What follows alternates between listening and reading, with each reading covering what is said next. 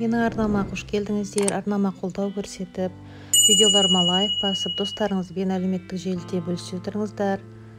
Мен бүгін сіздермен осындай картофельный фридің рецептісімен бөліскім келеді. Кәдімгідей дүкенде тұратын картофельный фриге ұқсайды бұл да.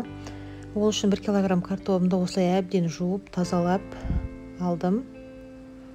Содан кейін осындай пышақпен кессеңіздер де болады. Мен әдемілік үшін осындай ирек пышақпен кестім. Кәдімгідей пышақпен кесе берсеңіздер де болады. Кескен кезде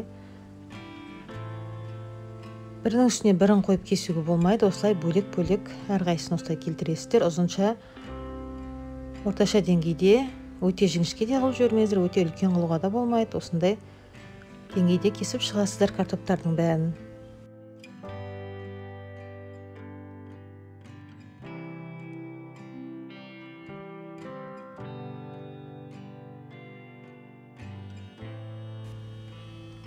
Міне мен осылайша барлық картоптарымды кесіп болдым. Қазір мен қазанға су құйып қайнатып қойдым. Қазір сол қайнаған суға мен картопын салатын боламын. Осылай су қайнап тұру керек.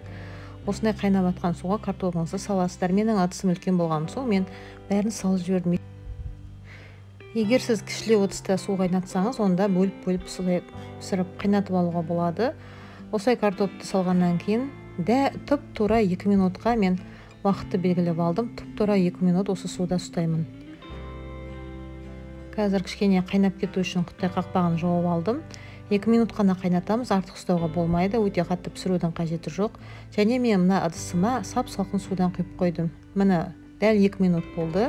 Мен кәдімгідей уақытпен алып тұрмын. Осыны сүзіп, картопымды алып, осы салқын суыма салдым. Жақсылап тұрып сүзіп аламын.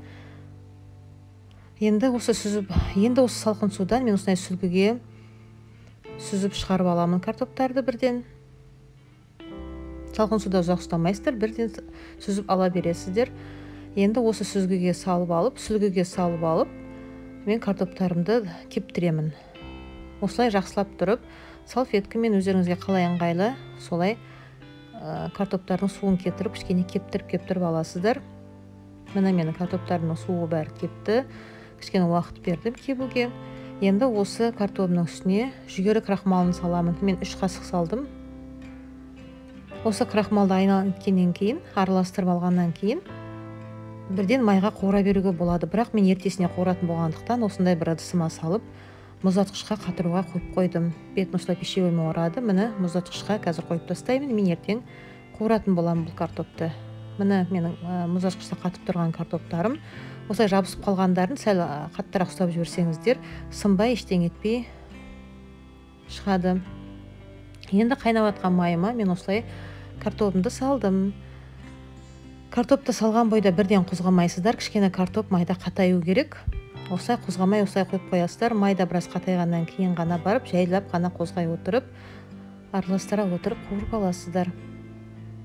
Картопты майға салған бойда бірден араластырып қойғанға болмайды, себебі картопыңыз езіліп кетуі мүмкін.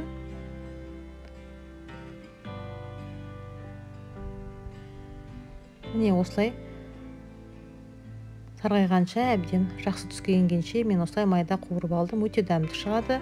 Дүкендегі картофельный дайын тұрған фриден гөрі мына үйден жасалған өзіңіздің қолдан таза картоп жүгері крахмалынан басқа ештеңе жоқ екенін өзіңіз көріп тұрсыз. Енді пайдалы деп айта алмаймын да, бірақ дүкендегі картофельный дайын тұрған фриге қарағанда енді пайдалырақ, зияны аздау болады деген сөз.